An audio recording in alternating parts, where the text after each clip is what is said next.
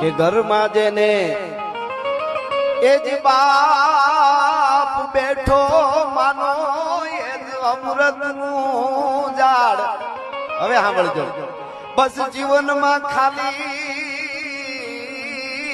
એનો એક ખોખારો, આખો એના આધારે જાય જન્મારો. ખાલી એનો એક ખોખારો, આધારે જાય જન્મારો. જય હો.